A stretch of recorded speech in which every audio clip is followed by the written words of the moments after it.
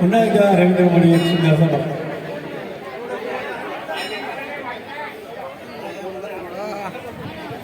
Orchestra musical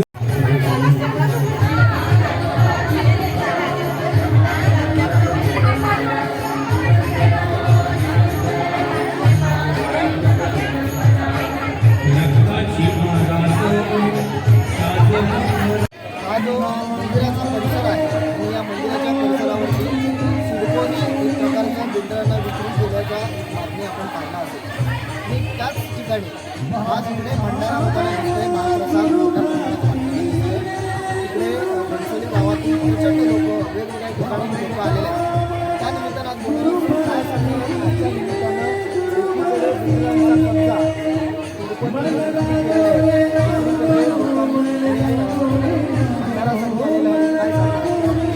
आज अत्यंत महत्त्वाचा दिवस आहे. महासमाज गावचे अध्यक्ष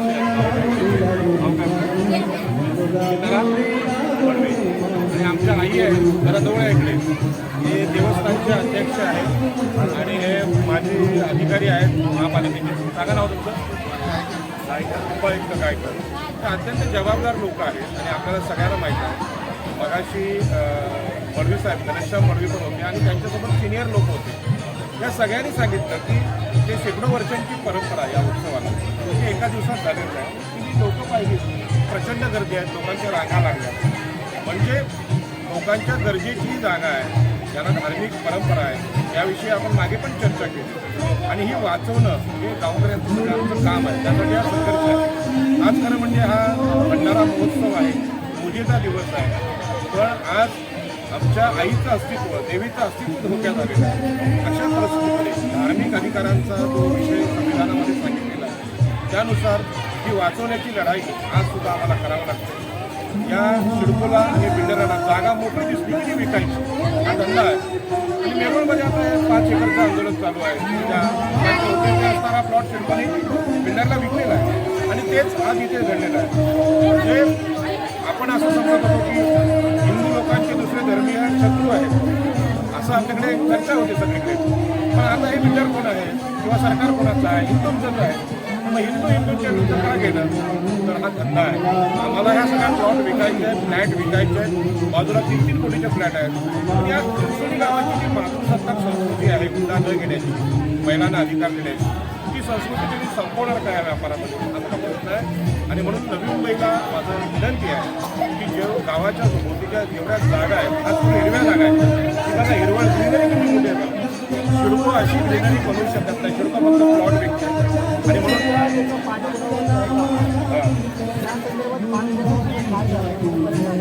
आम्ही सरकारच्या सगळ्या अधिकाऱ्यांना पत्र दिले. ही जागा कशी संपादित झाली याची सुद्धा माहिती आम्ही काढलेली आहे. तर त्याच्यामध्ये या जागेवर मंदिर आहे हे शिडकोच्या ह्याच्यामध्ये सिद्ध होतं. त्याने असं केलं की मंदिराचा हा जो गाभारा आहे तेवढा सोडला आणि 3 मीटरचा रस्ता.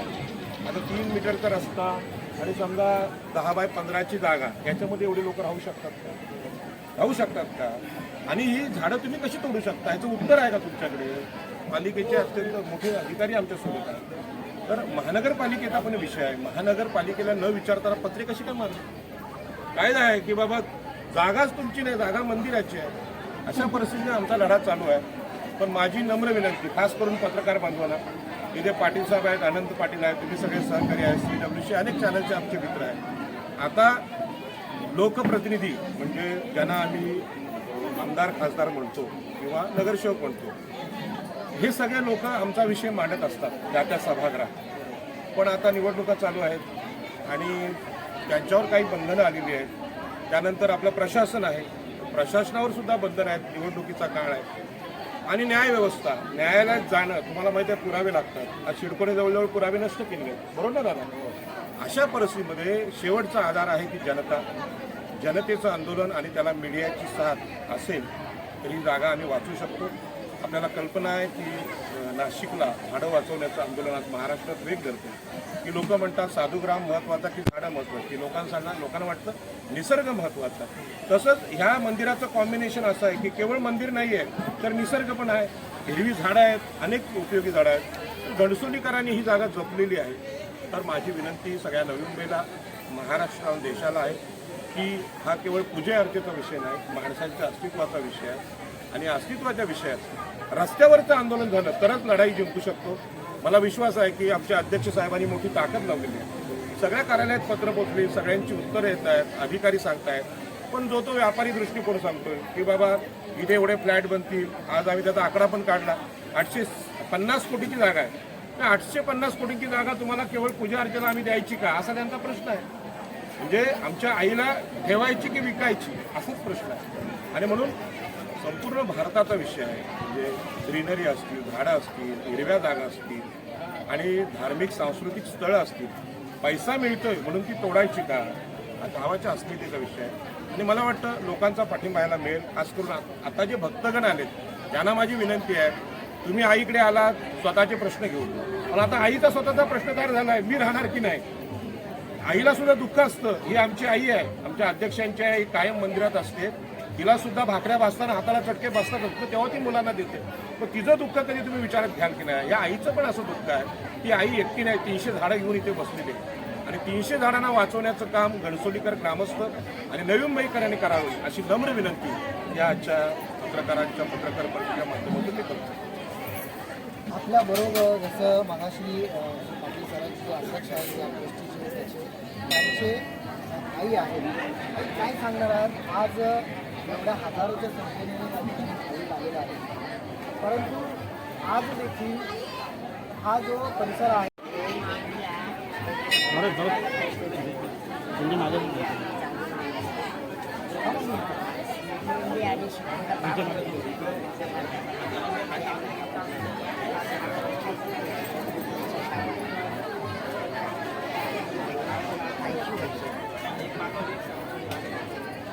आता तुम्ही काय सांगणार? हा एवढा मोठा विषय आहे. आज हजारो भाविक या ठिकाणी येत आहेत, परंतु कुठंतरी आज देखील या संस्थेने दिल्लीच्या देशामध्ये कसं वाचवणार आहे?